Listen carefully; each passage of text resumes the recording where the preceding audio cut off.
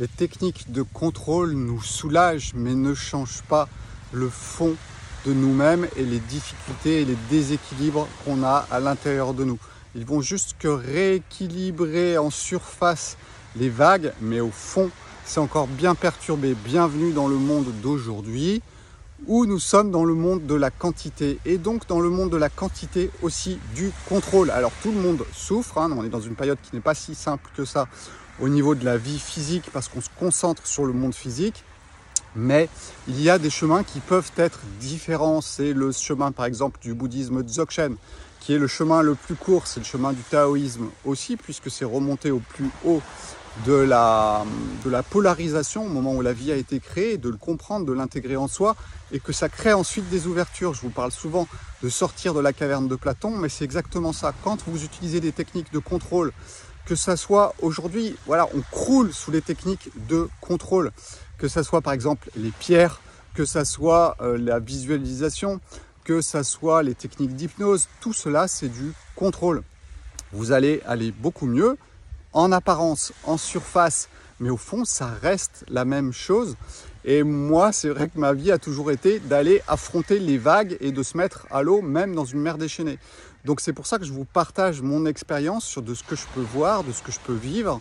Et aujourd'hui, je tenais vraiment à vous partager cette histoire sur le contrôle. Vous devez bien observer comment vous vivez. Et si vous vivez avec des techniques de contrôle, c'est un fait.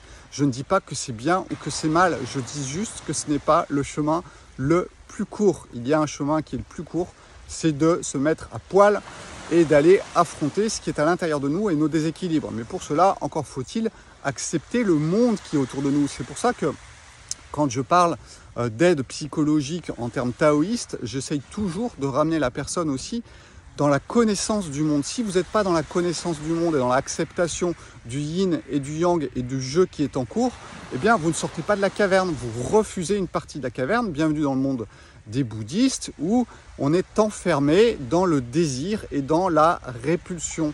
Et ça, il faut vraiment l'intégrer à l'intérieur de soi, non pas comme du bien et comme du mal, mais comme un fait du jeu, du yin et du yang. Parce que bien sûr que l'enfermement, ça peut être le yang, et le yin, c'est l'ouverture. Mais ça reste dans le jeu, parce que nous allons rester dans le jeu jusqu'à la fin. Ça fait partie du jeu de vivre cette expérience de la dualité, de l'enfermement, de la liberté, de la prison, du mensonge, de la vérité. Et tout ça, c'est ce que j'essaye de vous enseigner, de vous partager. J'ai écrit le livre Yin Yang, la psychologie, d'accord, les bases, pour vous expliquer ce genre de choses. Pour ceux qui veulent aller plus loin, il y a vraiment un enseignement que j'ai donné. J'ai enregistré toutes les vidéos avec les élèves pour que vous ayez accès à tous les niveaux, au monde physique, au monde mental et au monde métaphysique, votre place dans le monde, ici au milieu, entre la terre et le ciel. C'est tout ce que nous enseignent les anciennes traditions et que j'essaye de partager avec vous. Alors j'essaye de prendre un petit peu des couleurs d'ici et de là parce que je me suis beaucoup intéressé à différentes anciennes traditions, surtout le bouddhisme qui a été une grande partie de ma vie les dernières 4 années, et puis le taoïsme depuis 30 ans, et puis après des bouts à droite et à gauche de choses qui sont intéressantes.